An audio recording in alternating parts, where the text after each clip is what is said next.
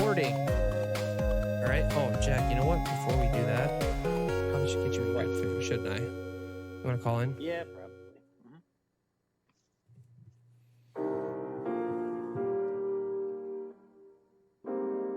At least I had some music to listen to the whole time.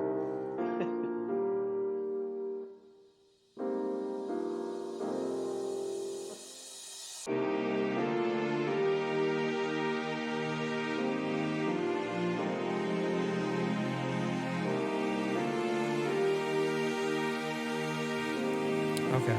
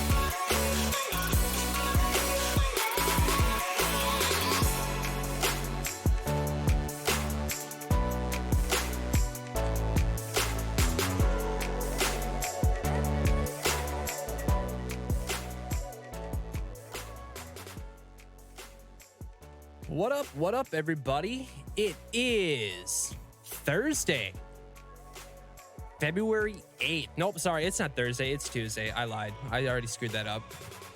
I'm so used to it. That's all right. What's going on, everybody? It is Tuesday. God, I almost did it again. It is Tuesday, February 8th, 2022. I am in a giant blender right now, as you can tell. I'm all over the place. So I'm just going to introduce my co-host, Jack. Jack, what is going on, my buddy? Happy Thursday. That's all I got to say about that. Good to be back. Took a little 2-week hiatus, and now we got some Super Bowl info coming up. So the final game of the season. Got a lot to talk about. Yeah, I'm really excited about the Super Bowl coming up here. It's going to be, I think it's going to be a fantastic Super Bowl.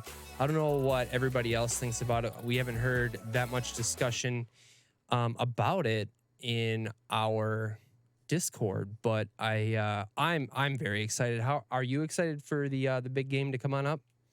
Yeah, definitely. I've been talking to a few people kind of leading up, and I keep mentioning, like, this is the rare Super Bowl where I really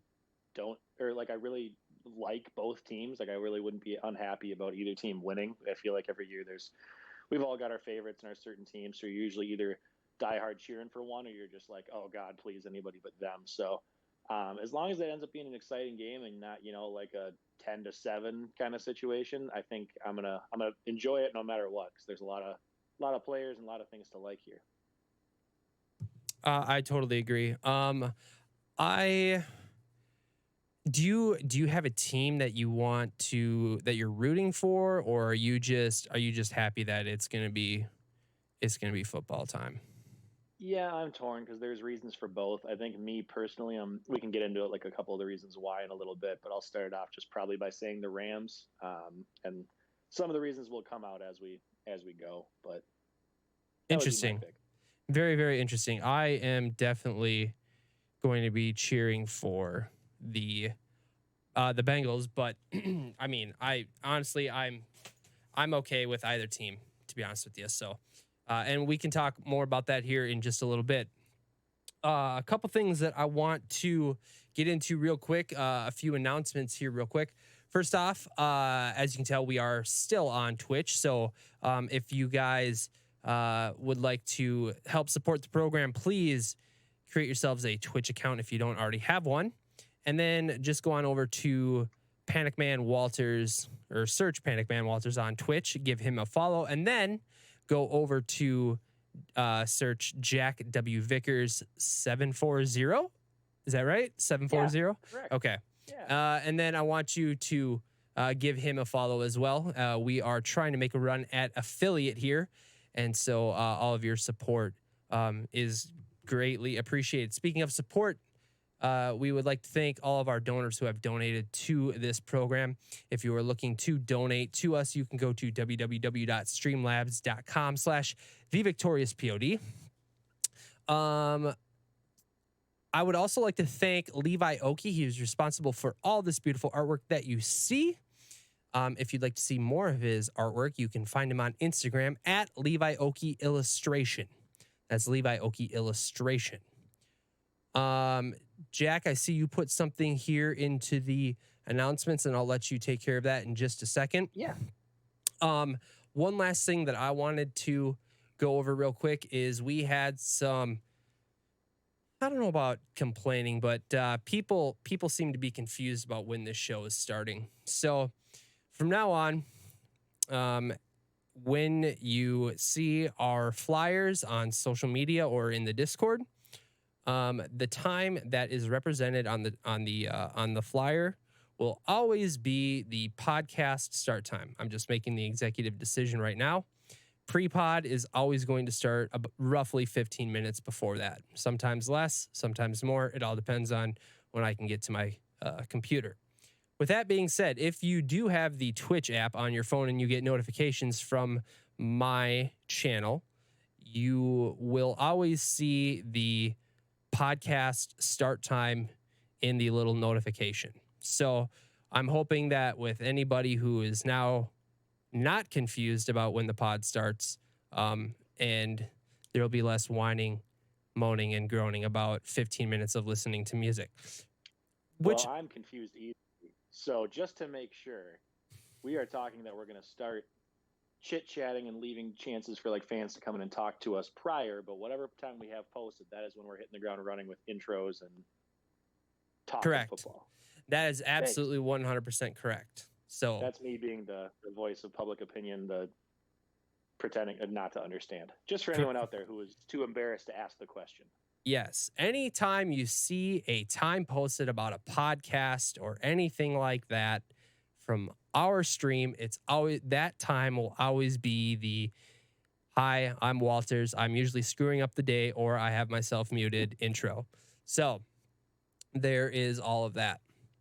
And one last thing, if you are complaining about sitting there watching, listening to music for 15 minutes before this thing starts, get on your old keypad there and type us a message and interact with us. Have some fun. That's the point of the pre-pod. So with that being said, Jack, I am going to turn it over to you for one of our announcements that I see here. Yeah. So just another group or people to shout this out to. Friends of the podcast / fellow podcast hosts. I have a buddy that I graduated high school with, and they've been running their own show for a handful of years now. They've got a pretty solid following. They do a little bit different specialty than us. So while we're more fantasy football focused and just football in general, they do a little bit more just all around sports, but they are very much Minnesota sports focused. So for those of you that are, living in our area or region or fans of our teams, or even if you're not, you just want to kind of get some insight to, local fans. This is a lot better for not only Vikings, but Timberwolves, Twins, Wild, kind of just like good takes and, opinions on how teams are looking, decisions that are being made, acquisitions, stuff like that. So their name is Minnesota Sports Live. Minnesota as in the zone, playing off Minnesota. They primarily go live, I believe, on Wednesday nights on Facebook Live. So you can see them there. They have a Facebook page. They got about 500 followers. So if we can send any people their way and kind of boost theirs up, they're doing really well. They're going to also be kind of shouting us out. And they've talked about potentially having us on, or like me, like during the, once the next season starts up again, just to touch base and talk, like, doing a little bit of like fantasy analysis on their end, just because they don't have a lot on that side. So they're going to shout us out. We're going to shout them out. Go check them out. Good friends. And then the other reason I wanted to shout them out and say thank you was they put together a whole like season long NFL pick'em, where we were picking the winners of every single game, every single week, weeks 1 through 17. There were, I would say, 40 or so people in that. And Walters, guess who won that whole thing? Me. No, you weren't even in it yet. Oh, sorry. You were half right. It is one of the hosts on our show. So, okay, so that was you. 50-50 shot. So I took that one home. It was a neck and neck thing. I actually tied one of the co-hosts on that show, and came down to like a whole tiebreaker thing. But yeah, I'd have to look up the actual number, and I was too lazy to do that. But it was a really cool season long thing, and they sent me some swag gear and stuff. You can see by the hat here. They sent out sweatshirt, t-shirts, just kind of good different stuff. So really cool things. Just wanted to shout them out, and yeah, go check them out if you want to hear more Minnesota sports takes. Love it. Definitely going to be getting a hold of those guys, having them on our show for off season. We can get their opinions on anything Viking related or football related. Today, when I was at work, I've had some ideas about some more off-season football content that we can talk about offline, but I think it'll be interesting and exciting for sure. Just one more thing to touch on before we really get into it. Actually, I'm going to kind of roll it in with this next announcement. If you want to find us on any of our social media places, you can always check the show notes. Show notes will be edited for the stream after this stream is over with, and it'll be on the YouTube copy right when the YouTube copy is uploaded, which is exactly right after this podcast. Speaking of social media, I would like to give a big shout out to my lovely co-host Jack for taking on the social media manager position here for the Victorious P.O.D on our Twitter handle. What can I say? So I'm old, dying, and senile because I'm 35 and social media just eludes me. I don't take that much into it. So I needed a young whippersnapper who could who could take the reins on the old social media stuff. So both of us are in control of the account, but Jack is definitely doing most of the posting on that, and I just wanted to thank him for doing that because we need an online social media presence, and so I wasn't gonna do it, so I'm glad you are. So sure. there is all that. That is all of my announcements. Jack, do you have anything else that you want to comment on before we get rolling into second season? Nothing else announcements, no. I think we can hop in and I'll have comments aplenty as we go. Right on. Okay. So with that being said, we are going to hop right on into our second season.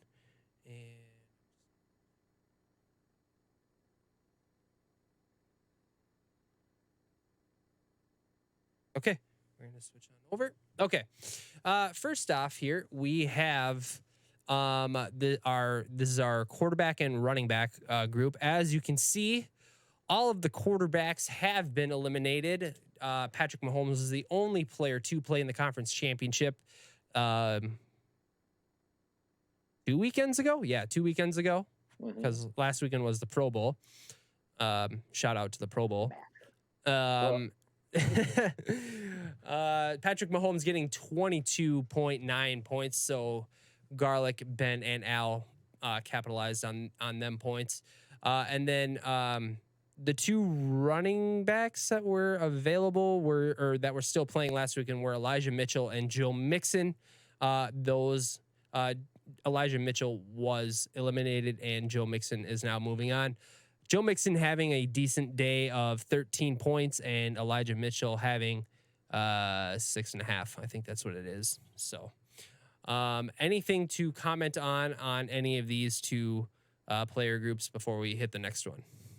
I'm very surprised. I don't know why I didn't notice this last time, but very surprised that nobody had Stafford. I know like people were probably assuming that going up against the Bucs, he'd be out, or maybe more people just wanted to go with like the Cup route. But crazy that all the quarterbacks are out. I can totally see nobody picking Burrow because you don't want to risk your quarterback on a team that we didn't think was getting this far. But yeah, having all quarterbacks out is pretty crazy. And then Foster and Garlic with the big edge, having Joe Mixon left. I don't know that I love him going up against the Rams. It's probably one of the worst matchups you could have as far as a running back, but really nice at least having a key player still around. Right on. Give me 1 sec here. I'm just boosting your audio here just real quick. Perfect. Thank you. I was told mine was quiet too. We'll go with that. Let's see how that goes. We're working with a little bit new equipment here, so I'm still figuring out all the doohickeys and stuff. So, but we're moving on. Let's see here. Okay. Um, for me, I don't really have much.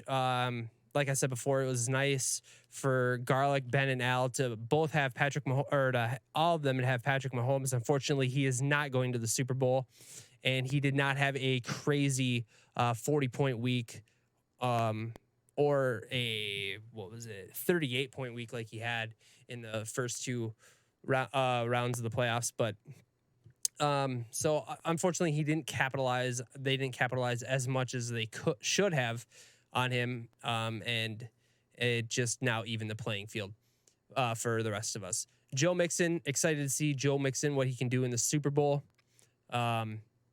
Elijah Mitchell, I didn't really have much of an opinion on him, so we're just going to be moving on to our next.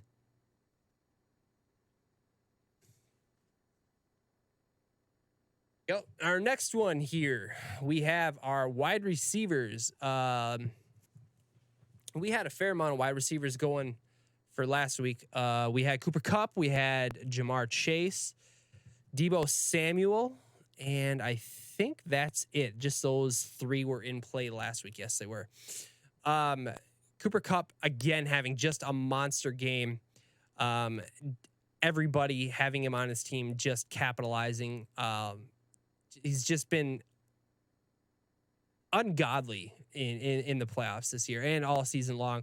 Jamar Chase, still having a really solid playoffs.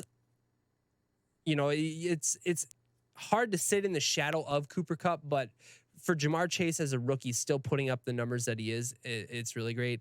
And then Deebo is Deebo. He is the wide back. He is the guy who is the ultimate flex player for you this year.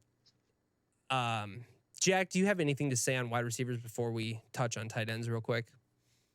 I mean, looking after the first couple of screens, it makes sense that all of them were out because everybody's wide receivers are still available. Pretty much almost everyone at least has one, if not two guys left. So crazy how just universally agreed the entire, league competition was on these top two guys. And the fact that Jamar Chase made it, same thing with the Bengals, where did not expect him to probably survive 2 rounds, let alone make it all the way to the Super Bowl. So anybody who has him, that's a pretty solid edge. I know Cassie, Walters, and then PM Princess all have both receivers. So, I mean, just the fact that there's so many people still with matching players left really, really leaves this wide open. It's going to be an exciting finish, which I'm glad it didn't end up being just like one person running away with it.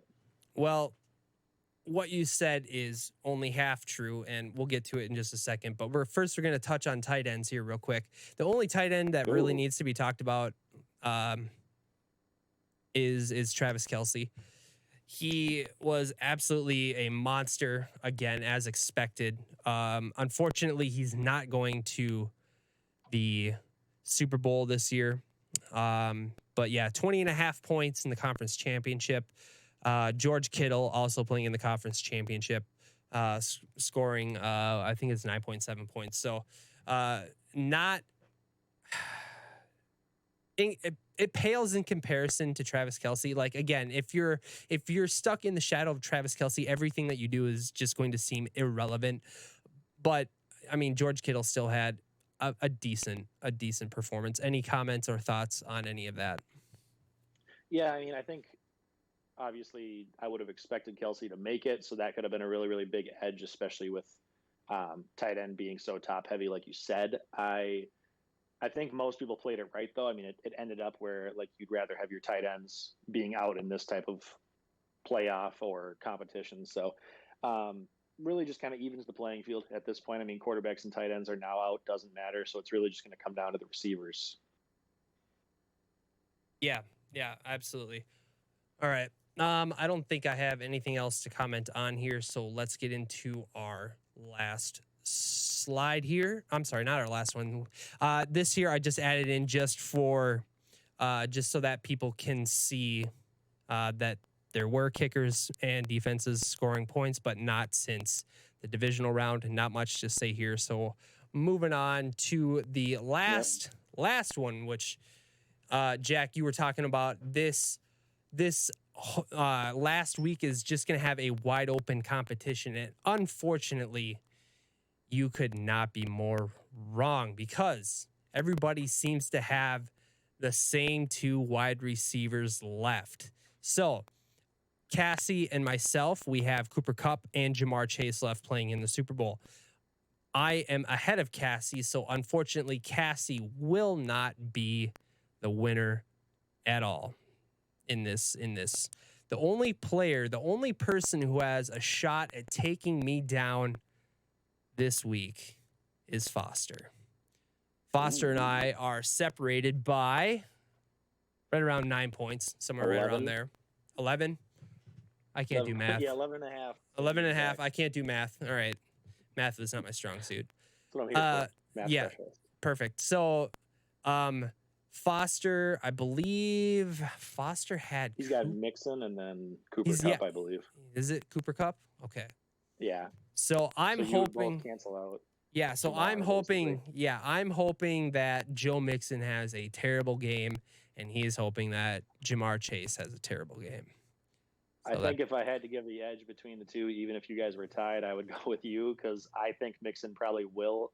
I wouldn't say horrible. I mean, he could on the big stage, he could light it up and do well. But the Rams have just shut down running games historically, so I think chances are the Bengals are probably going to have to throw to keep it even, and I would see Jamar probably outscoring Joe Mixon head to head. Yeah. So I mean, Foster and I are really the only two battling it out here. Regardless, whoever takes second place, it might not be Foster. Cassie might still be in second place after this is all said and done. Whoever takes second place will get their money back, and then the winner will take the rest of the pot. So crazy that you're gonna, assuming you hold off Foster, crazy that you're gonna beat Cassie by literally 400ths of a point. Yes, I can't believe I was looking at this and I'm like, gosh, I wonder what the difference was. And I can't remember what it was because it was a couple of weeks ago that we were looking at it, that I looked at it. But I was just like, ooh, Cassie has just got to be pissed because we have the same exact players left, and no matter what, yeah, just stuck. So, yeah, that's unfortunate. So, bad luck to Foster this weekend. I'm still mulling over my conference championship loss to him in fantasy football. This is your revenge week. So, I want to give a big shout out to Maddie. I'm assuming he is from the Minnesota Sports Zone. Is that right? That is my buddy from high school. Yeah, that's Minnesota. Perfect. Shout out to you guys. Thank you for the follow. We appreciate it. We hope to connect again here soon to just talk football. Is there anything else that we want to talk about here? Okay, sounds good. I'm going to transition us back here.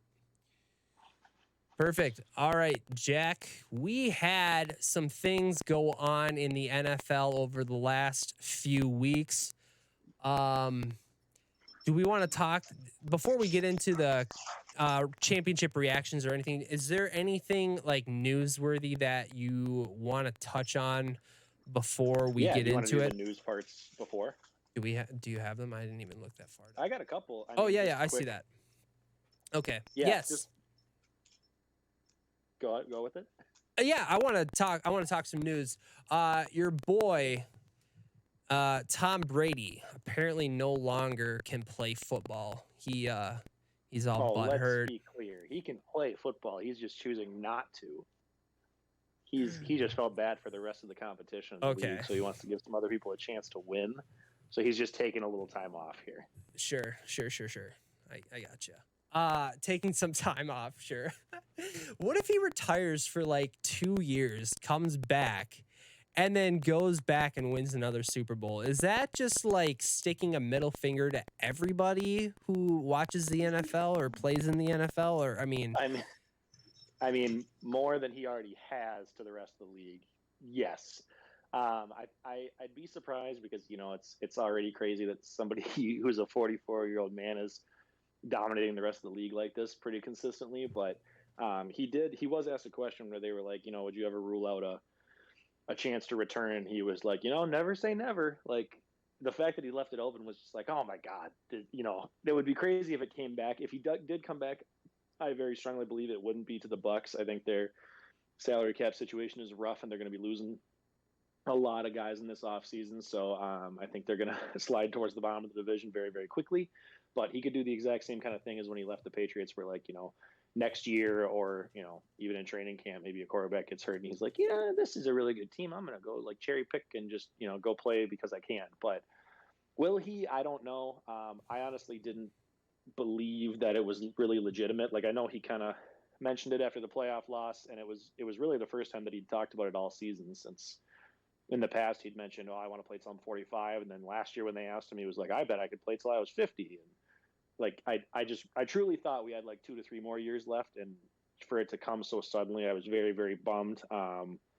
Especially since he always talked about, like, he's always been like a very, very fierce competitor, where he always talked about wanting to be able to, like, he's like, I don't want to retire until I can't perform at that high level anymore. Like, if I can still do it, that I want to be out there. And I mean, this was one of his best seasons statistically in his career, which is crazy to say. So, I mean, the fact that he led the league in passing yards and passing touchdowns, I believe, and was top 2 in a bunch of other categories, it's just absurd that he's doing it at this level still. So, did not expect it to actually be real. I'm very, very surprised that it's happening. I'm very sad. I finally got my Brady Bucks jersey this year to match the Brady Patriots jersey, and obviously any of my close friends or people in fantasy football know I'm a diehard Brady fan. So very, very bummed if this is really the end of it. But I mean, pretty impressive walking out like on top and not even letting time beat him. So yeah. So there's my 2 cents. I have to ask you, are you, when it's all said and done, are you going to take because I'm assuming you have a Patriots Brady and now you have a Bucks Brady jersey, correct? Yes. Yeah. Are you going to shadow box them and hang them up behind you wherever your permanent spot is going to be, and always have them in the background? So like, you kind of see what I've got going on back here. Are you going to be doing anything like that?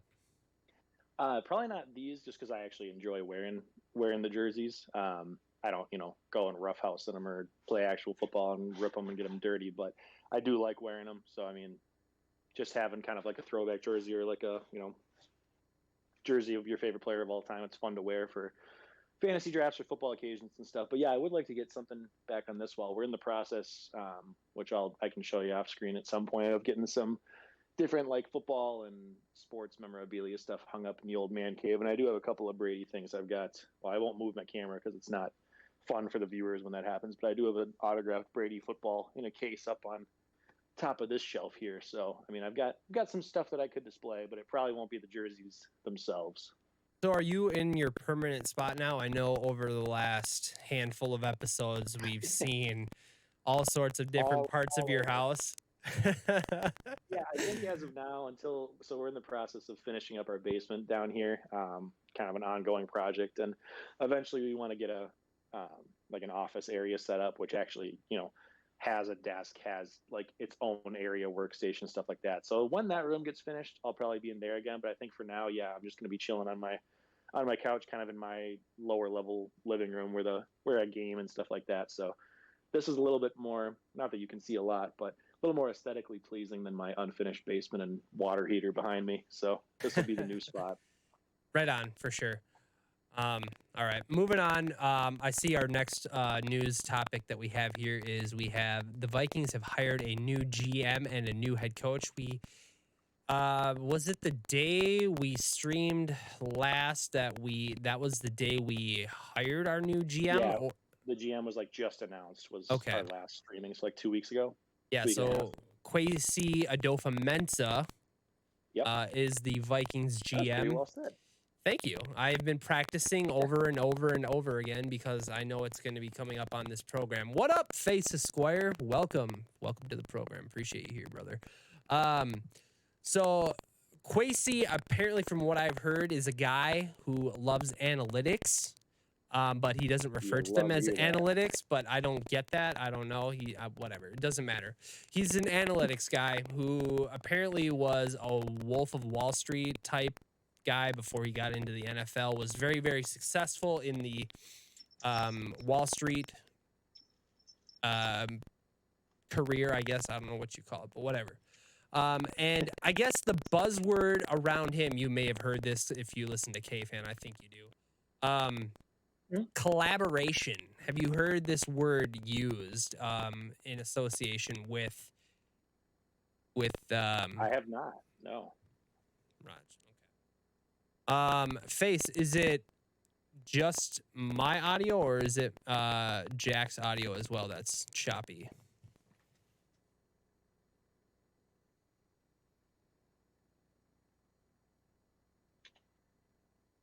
Well, anyway, just dead air here. Okay. Yeah, I'm super excited. Just the fact that we're kind of going more of the out of the box decision with analytics and numbers, and he's, it's not just like a football guy where he's like, yep, I played the sport and I'm gonna just do the eye test and I'm gonna pick guys that make sense and whatever. Like, if he's gonna actually use stats and like all information possible to try to back his decision, there's not a lot of guys like that, but I feel like the league is starting to shift to that, whether it's what's it called, the next generation stats during games, or more coaches going for it on fourth down even on their own side of the field. Like, in the past it was kind of seen as like oh, you don't do that because it's not smart football, but like now it's, they do, okay, what's the win probability if I get this versus if I don't, and what's the win probability if I just punt it. Like, the league I think is starting to try to shift to that, so I like the idea of shaking things up. Maybe we kind of get the inside edge on a few things. Shout out to my friend John, who we were talking about this when the news broke that he was hired. He was talking about this guy before we actually picked him and how he really, really liked him from what he'd read and what he'd scouted and stuff. Just comparing him kind of like to the Moneyball guy of football. For those of you who've seen it, one of my favorite sports movies of all time. But Billy Bean, when like the scene they're talking about it, where they're like, well, why would we pick this guy? He can't field. He can't blah, blah, blah. He can't play first. And they're like, why do we want him? He gets on base. So the idea of like, I'm going to take all of the external, like the, visual, what you can see on paper or what you can see in front of you, and then just go more towards like, what's going to get us wins? What's going to work in our game plan? So going.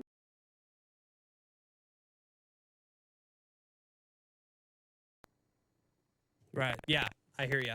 I'm excited as well. I'm hoping that my audio is not choppy anymore there, Mr. Face Esquire. So, but whatever.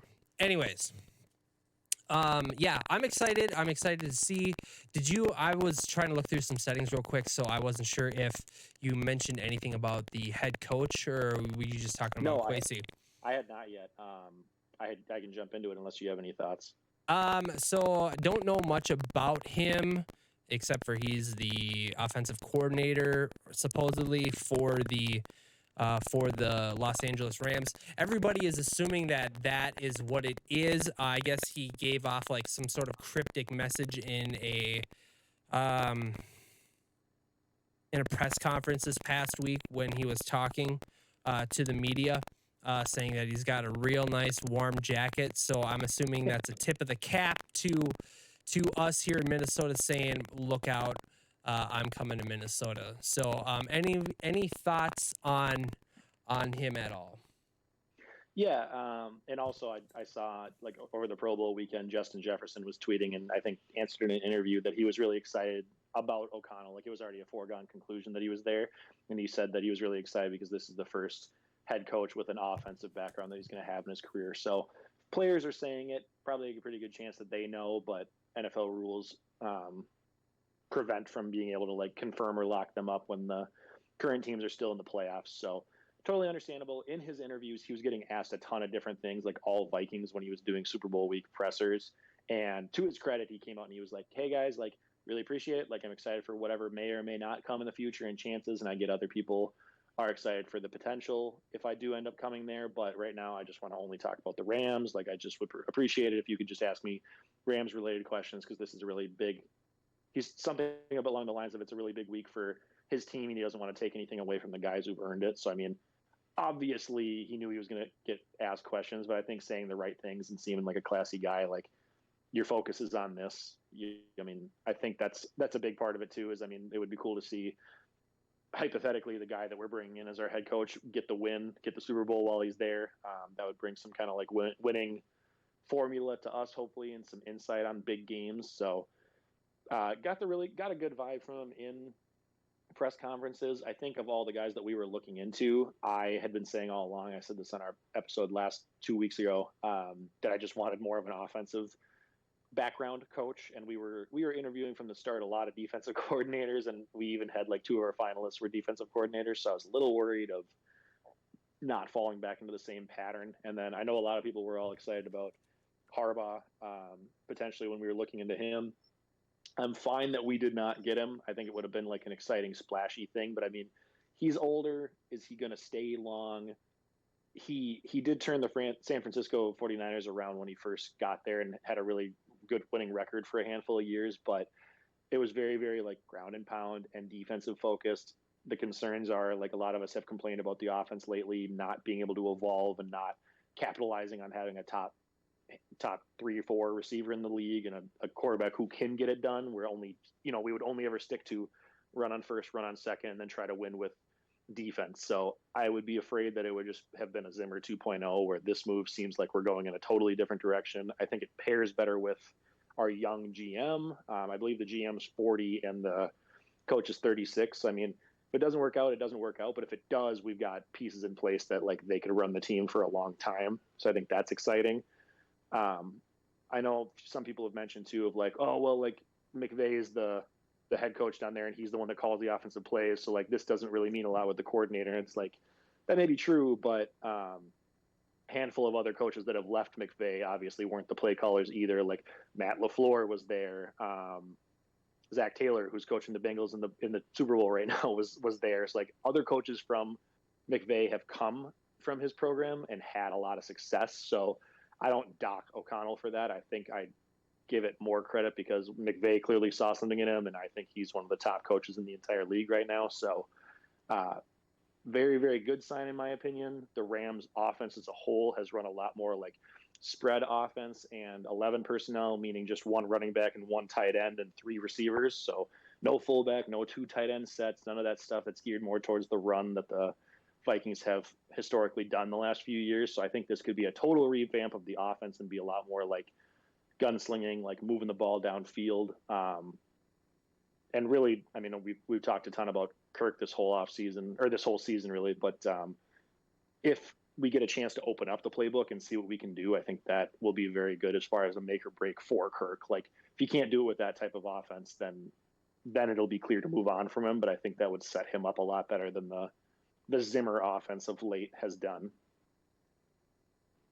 A lot of great points that you were making there.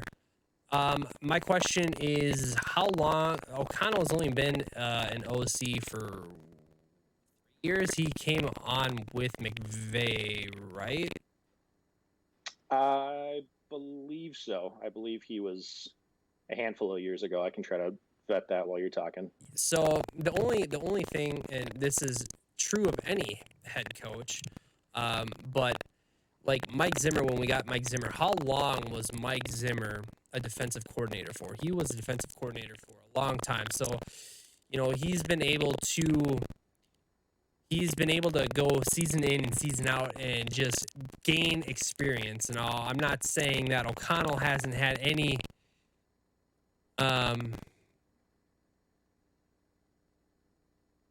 I'm sorry, I just got distracted by chat by Al. So I don't know. Can you look on your stream real quick and see if you can hear if I'm really you're choppy on my end too. How bad is it? Yeah, I can hear what you're saying, but it's choppy. I can definitely tell. I wonder what's going on here. Okay. I was gonna say, if anything, I can cover next topics and stuff as we go if you want to work on that time or whatever's easiest. Yeah, that's fine. Yeah, we'll do that. Okay.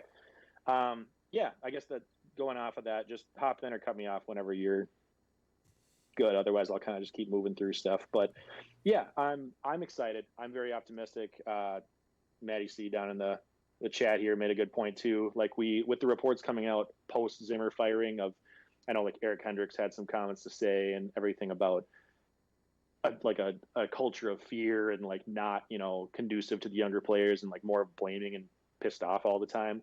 That's not what you want. And I think bringing in this young, new, fresh face should help with that. He's not going to be like an old, angry, bitter, tired guy. I think it's going to be like more of a low key guy. And, McVay as the head coach there really kind of seems like he's more of like a player's coach. He interacts with them. He's pumped. He celebrates the wins with them and is very, very like team first and players first instead of him. So I think if even like a fraction of that comes with O'Connell to set the culture here, I think that could be a kind of a good facelift in a way to like keep players around, make veterans happy, so to speak. So I'm very excited. I'm very excited for the announcement once the Super Bowl is over and kind of like just to see what his vision is. But either way, I think the Vikings overall need a shakeup. Like in terms of offense, we need to get away from just the run game. Dalvin's great, but our offensive line can't sustain it. And we're not adapting enough with the pass-heavy offense to be able to compete in some games. Trying to win games with defense, our defense, I think we showed these last couple of years, are not where we thought they would be. So we need to figure something out, whether that's scheme or what. Drafting, I know Rick's did really well, Rick Spielman in the past with trading down and getting value, and he's hit on some good guys, but there's been a lot of duds, especially in these last 3 to 4 years, and that's, wasting first round picks arguably on corners when we didn't need them, and then having none of them even be with the team anymore. It just, I think we're ready for a shakeup in a lot of different aspects of the team, and I'm excited for the combo of the two, what it's going to look like even starting this offseason. So we'll follow their moves and kind of what happens in the announcements once the Super Bowl's over. But that's my 2 cents on that. So that's everything I have as far as overall NFL news. So I guess we can just kind of get into the Super Bowl preview if you would like me to take that, or if you want to hop back in, or whatever's easiest. Go ahead. Okay. All right. So I'll just kind of touch on a few of my points and go from there. So kind of recapping just the Bengals and Chiefs. I'm not going to go through the entire recap of every part of the game. I'm assuming most people have been watching the games and following. So just a few of my like insights, I guess, from the game and reactions coming out of it. One thing, and I'll just kind of toss this out, and Walter, you can chime in later once your audio is better. But looking at the Bengals and the Chiefs, obviously this was the upset of the playoffs so far. Like the Bengals have proven to be more legit than we thought, and knocking out the clear favorites, it seems like the Chiefs. So I guess the question is just whether the Bengals impressed and stepped up, or if the Chiefs disappointed. I mean, obviously there's shades of both in this game, but I don't know if you lean one way or the other. The reason I say that is just because the Chiefs now have gone to 4 straight AFC Championship games, which they've dominated or been one of the contenders for the better part of the last 4+ years, and they only have one Super Bowl to show for it. Obviously, some franchises, Vikings, would take any Super Bowls, but to be a favorite in all 4 of those games, which they were, and to only win one Super Bowl out of that, has to be kind of a letdown to me. I mean, I know it's tough to say that when you're still having success, but you would expect that, like, Mahomes being as good as he is and Reed being as good as he is, they would have won more. So very surprising. I expect them to continue to be contenders. I don't think they're just going to fall off necessarily, but disappointing that they're not winning more big games than you would have expected. So I think it just kind of solidifies, Brady's crazy amount of Super Bowls, winning 7 of them, and it's going to be, unfortunately, the bar that every future quarterback's held against, but it just goes to show how crazy it is. Like, I think most people were already talking about Mahomes being like the next Brady, and it's like, well, like, let's not get carried away. He's been in the league for now 6 years as a starter, 5, and he's only won 1 Super Bowl. So it's like, it's not, I'm sure he'll get a couple more at least, but it's not as easy as people think to win the game. Like, the other team's there for a reason. They scheme well, and like a surprise team like the Bengals can knock you off. So beyond that, there's just shout out to the Bengals as far as how they adjusted. They were getting embarrassed in the first half, which is what I predicted initially coming in, and then they just shut the Chiefs down the rest of the way. Their secondary adjusted huge. Their defense is good, not great. I think they're playing better than they are, maybe, but there have been some surprises. They're doing a pretty good job against decent quarterbacks. So going to be watching that. something we can kind of discuss too in the off season as far as like does this make Burrow, I don't want to say elite, but like high end status as far as quarterbacks go. I wouldn't have put him there. Honestly, at the start of the season, he would have been borderline 10 to me. But you win these games like this, and you're just doing it with this kind of swagger. Like, how do you not push Burrow higher up? So where does he end up falling after the Super Bowl based on like current handful of quarterbacks? Because I don't think there is many above him locked and loaded as we would expect. Whether or not this is just like Burrow carrying the team on his back, or if maybe the entire Bengals roster is just better than we would have expected. That's kind of a debate that we can, you can argue both points for. And then on the Chiefs side of the ball, only two top comments that I have are just the fact I was watching this game live, and the fact that the Chiefs managed to screw up a first and goal from the 5-yard line. Didn't score, and then on third down rolling out, they had the Bengals rushed Sam Hubbard out from the QB spy and strip sacked him way back, leading to a fumble. When the announcers at the time, I think Romo was saying, you got to consider letting him score so that Burrow has a chance to get the ball back and try to run down the field. And it's like they proved the right decision by not letting him in the end zone. So crazy that the Chiefs couldn't capitalize on that. And then my last point for the Chiefs was just kind of, we can watch this in the offseason and talk more like dynasty and fantasy related, but is Clyde Edwards-Helaire going to be done in Kansas City? Because in the biggest games in the playoffs, Jerick McKinnon out of nowhere, I just added up the touches because I was curious watching these, but Jerick McKinnon out-touched him 30 touches to 9 in the final 2 playoff games. And if you count the first playoff game when Clyde Edwards-Helaire was out, it was 48 to 9. So not only was Jerick dominating the touches and CEH not getting a ton, I know he was coming off of an injury, but he played, he was out there, and he really didn't do much with them. But also Jerick did really, really well with the touches. So not that I think he's going to all of a sudden become the workhorse back in Kansas City, but I mean, it's interesting. It's interesting why the Chiefs still refuse to use Clyde Edwards-Helaire, who they drafted with a first-round pick, as their guy. I know Foster especially, he has shares of CEH, and he's incredibly frustrated because we've talked about this off camera. But is it time to just accept that CEH isn't going to be the guy in Kansas City? Because I think he would be a lot better fit on a team that's going to lean in and let him carry the load, whereas the Chiefs seem more like, give me 3 to 4 gadget running backs. Like, Williams was good when he was in there. I know he was hurt for the playoffs, but they're more willing to use 3 to 4 guys where, like, I just don't think that CEH is going to ever pull anything out of this. So that's my short story long on the Chiefs and the Bengals. I can slide on into the Rams and 49ers unless Walters has risen from the dead. No, I was not really paying attention. I'm hoping that me talking right now. Hey, I was trying to fix an audio issue. So no, you sound good now. I was just stalling time for you. So I think all good. I covered everything I could have from that. I think what the issue was my second Discord running. It probably was just getting to be too much on my connection. So I just dropped it. So you won't hear any music anymore, unfortunately. Yeah, it's okay. We'll have to figure that out. But anyways, I don't know. Let's just move on. Perfect. I'll let you start with Rams and 49ers if you have any thoughts or anything, and then I can just cover what you don't have.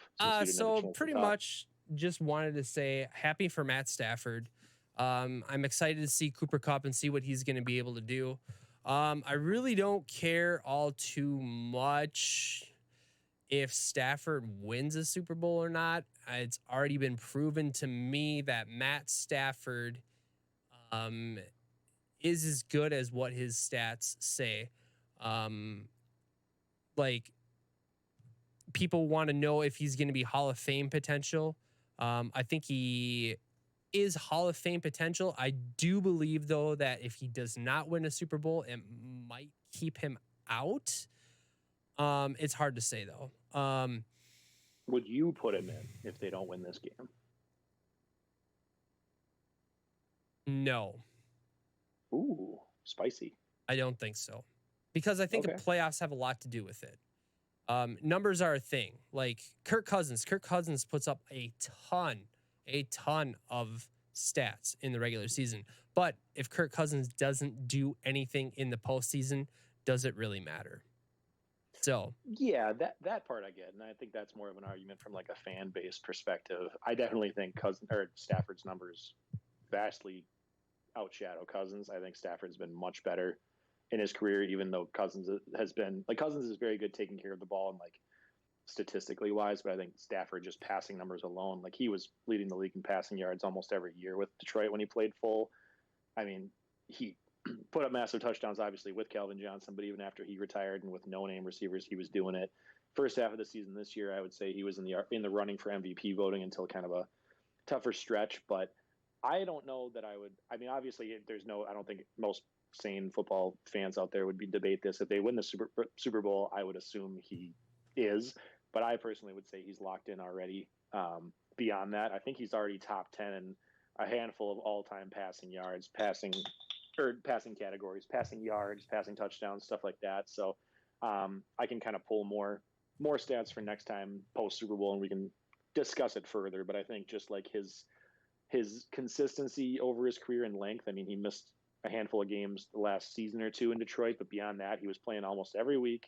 He was putting stuff up, or putting high numbers out there. He was gunslinging. I think he's been very, very good. And really, other than Calvin Johnson, he had like little to no talent around him. So I would argue this year is by far the most offensive talent overall that he's had as a team, and he's taken the team to the Super Bowl. So I mean, I'm a big fan of Matt Stafford. I would say of any quarterback beyond Brady, he's probably my favorite to root for. Just like an easy guy to cheer for and a likable guy. And beyond that, I just think he's been underrated as a quarterback for several years. So that is my take. But I just wanted to say one last thing before we move on from that. I was not trying to compare Kirk Cousins' statistics to Matt Stafford's. I just used him as an example. So for anybody out there who is thinking, this guy here on Twitch just said that Kirk Cousins is good as Matt Stafford. That's not what I'm saying. So completely unrelated note, but you sounded like the exact same voice from South Park, like Stan Dush. I am trying to do a little more to try and be a little more personable and show a little bit more, not just be so boring. But yeah, other than that, I really wanted to see the 49ers get there for some reason. I don't know. Yeah, they haven't won enough Super Bowls. I hear you. But I just loved like Deebo Samuel. Like I had him on my team this year. So like I was invested into watching him and just watching him play at a high level. I just like, it sucks that he doesn't get rewarded for that, but it doesn't take away from his amazing season that he's had. So there's that. Other than that, I like I said earlier, I think this Super Bowl coming up between the Bengals and the Rams is going to be, I think it's going to be a fantastic show. At least I hope it's going to be a fantastic show because there's a lot of offensive talent that is going to be showcased here. So it's just going to be and do you have anything that you wanted to mention about San Fran, LA before we move into Super Bowl? No, I'm good. We've kind of already covered a handful of Super Bowl topics anyway, so it's kind of all blending.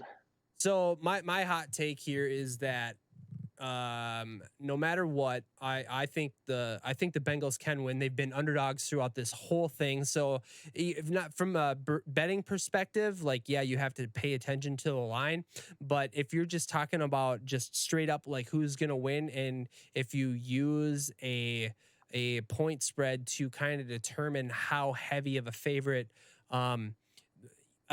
this team, the Rams, are going to be, this is not going to matter. I'm saying forget the point spread.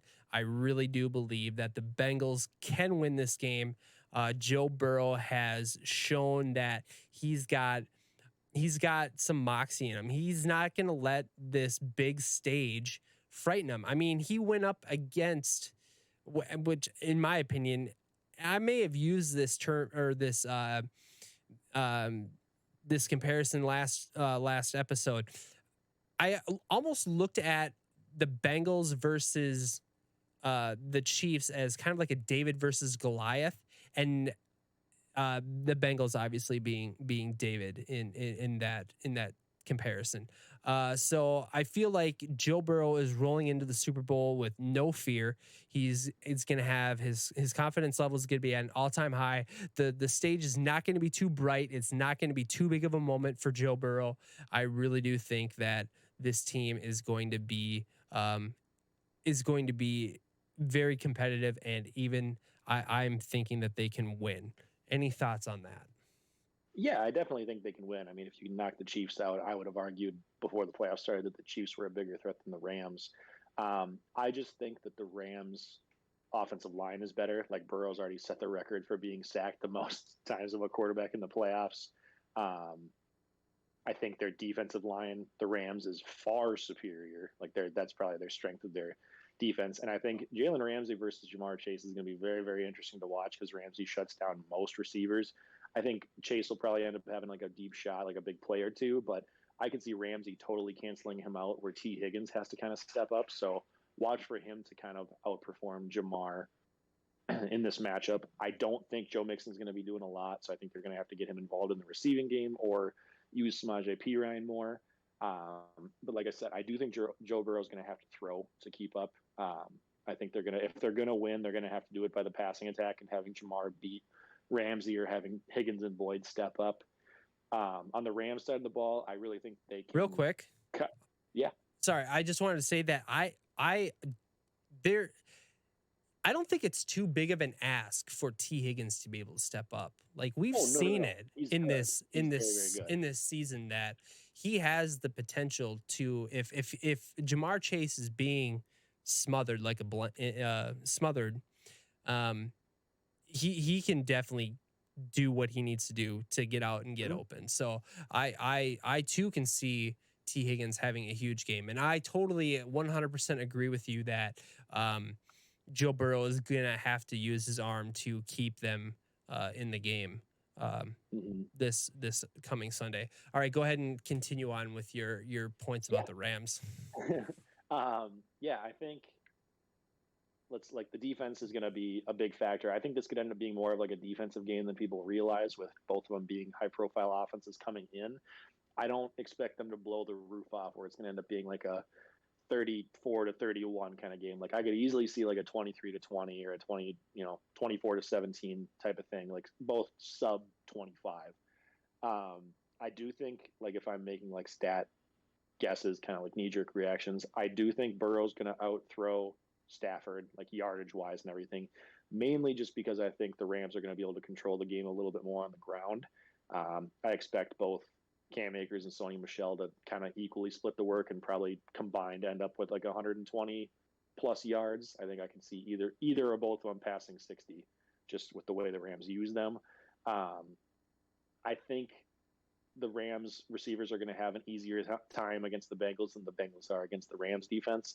So I expect both Kupp and Odell to be involved pretty early, and I think Stafford can hit some shots kind of over the middle, like deep linebacker to primary, secondary range, just crossing wise. So the biggest thing I think for me, if I'm putting like an X factor on a game, is just how the Bengals protect Burrow. Like if Aaron Donald's going to be able to run straight through the offensive line, and like a defense that couldn't even stop the Titans and have Burrow get sacked 9 times, like the Titans aren't that good of a defense. So if you're going to let Darnold do that, he's going to knock Burrow out in the second quarter before the game gets going. So you got to find a way to protect him. You got to call like early dump offs and like quick read passing plays, because if the Rams get into the backfield quickly and Jalen Ramsey doesn't have to be on an island out there long and other defensive players don't have to cover very long, I think that the Rams could have a very, very easy time. But yeah, that's my 2 cents. It's going to be a lower scoring game than most people realize. And historically, the team with the better defense has won Super Bowls like the majority of the time in the last 10, 15 years. And I think 99% of fans in the league would say that the Rams are the better defense. So for that reason, I am going with them. But the Bengals have been a crazy upset Cinderella story this whole time. So it's going to be exciting for both teams to cheer for. So let me ask you this. The teams that the Bengals have played throughout the playoffs, has the Cincy defense been better than the defense that they were playing against? I mean, the Cincy defense has definitely stepped up. Like, I think I would put them above the Raiders. I'd put them and the Titans about equal playing field. And I think I don't know if they're better than the Chiefs, but they definitely outplayed the Chiefs last game. I mean, when you hold the Chiefs to like one scoring drive in the entire second half, that's pretty absurd. I believe it was just a field goal, too. So they have definitely stepped up. I mean, Burrow hasn't dominated games by any means. I think they've won all three of their games by like a field goal or less than a touchdown. So it's been impressive for the defense as well. I think Burrow's just getting the majority of the spotlight. So my thing here too is I agree with you. Better defenses generally win the Super Bowl. I don't know what the difference is with this one. I just seen the way Cincy is just had this miracle run through the playoffs, and I maybe it's the fandom in me that's blinding me. I just feel like that they can come they can elevate themselves to the task at hand and be able to perform. So that is my 2 cents. I don't really have much more. The one thing I do have, one last thing I do have, and I would be pissed if I didn't talk about this. Uh, Cooper Cup, do you think that he's going to have? Is he going to have a Super Bowl consistent to what his other playoff games have been, or do you think that they're going to emphasize more on shutting down Cooper Cup? I think a lot of teams have been trying to shut down Cooper Cup all season and it hasn't worked. So I mean, be crazy to bet against the guy. I don't know that I would like. It's tough to predict, 100+ yards in a game, but I think he's going to be involved early and often. He's a big part of why they got there, and I don't see the Rams winning if they don't have him firing on all cylinders like he has been. So I expect another probably pretty solid game. Cool. All right. I don't think I really have anything else. I know that we wanted to get into Discord discussion. We just didn't have time for that this week. I apologize, but it is topical, some of the stuff that is in here, that's in our Discord discussion, to be able to talk about it next week, the week from today, Tuesday. So we will get into our Discord discussion stuff right then and there. Jack, do you have any last words that you would like to say before we head on out of here? Not a ton, no. Just excited for the Super Bowl. We will update you guys on our Discord and on Twitter and everything with like upcoming shows. I know we're going to be a little bit less consistent in the off season, but we will still make sure to stay on a schedule as long as we've got enough content to talk about. So whether that's Super Bowl recaps or off season moves, rookie mock drafts and draft predictions coming up. We're talking about doing, like we mentioned last episode, doing like an initials game thing, or maybe just like a non NFL related game segments for an episode, just to, if we don't have enough other things to cover. So we will still be bringing you guys content, even though this is technically the last in season episode before the Super Bowl is over. So we will keep you posted on what's to come. Yeah, absolutely. One of the ideas that I had, and I'll give a little teaser. We haven't decided on if we're going to do it yet or not, but there have been some major changes with some players, like Tom Brady retiring. And how is that going to affect the Tampa Bay Buccaneers as an offense and whole in fantasy? So my thought is with all the potential big moves that are happening this year, like, I don't know, Aaron Rodgers going to another team. Is Kirk Cousins going to be the quarterback for the Vikings? Is Dalvin Cook going to get traded? Who knows? So my idea was to go through every NFL team and talk about them as a whole, like fantasy value wise. So are we going to be drafting anybody from these teams? Do we have any interest? Just, stuff like that. So I think it'd be really interesting, if we're having a hard time trying to come up with content ideas, is to start touching on, we can do like an NFC, AFC North for an episode, something like that. So something like that I think would be kind of interesting, and we'll talk more about it off air, but just something I thought that might be interesting to tell you guys. I think that'd be something fun to talk about. Anyways, I don't have anything else. I just wanted to say thank you guys for showing up. I will be doing all of my shout outs and everything like that after the outro of this podcast is over with. So before this stream is over with, I will be shouting you guys out. I just wanted to say again, thank you to Levi Oki. Thank you to the Minnesota. Is that right? There you go. Yeah, Minnesota. Yeah. Shout out to them, those guys. Shout out to Audio Al. Shout out to Faces Squire. All those guys. And we'll get more into it here in just a few minutes. All right. I got nothing else.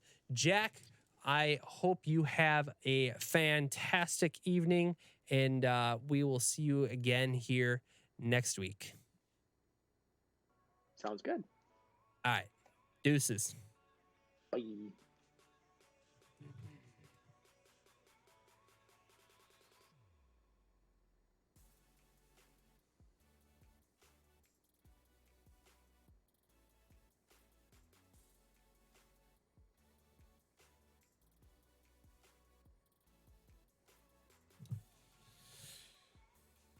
Okay, guys. Well, I thought I was going to be playing some music here, but I don't think I will be. I don't know why it's not playing right now. It's something I got to get figured out, but it's fine. Hey, guys, just again, I wanted to give a few shout outs to our people here in chat today. Dova, thank you so much. I see you blowing up our chat early and often in our stream, so thank you very much. I want to give a shout out to Maddie from Minnesota. You guys, I'm looking forward to checking out more of your content and interacting with you guys more in the future here. Face, what's up, dude? Political hacks, fantasy football hacks. I love you guys. Some solid content you guys have put out this past week. Glad to hear you guys are still doing stuff. Want to give a shout out to my buddy Audio Al. Al, thanks for letting me know what's going on again with my voice, and thank you to Face Esquire for that as well. Let's see here, who else we got here. I think that's about it. Guys, seriously, thank you very much. It's been a fantastic ride throughout this whole season. I apologize for the technical issues that were going on this episode. I'm still trying to get a few things figured out and figure out the limitations of my computer as well. So thank you guys. Thank you. Can't say it enough.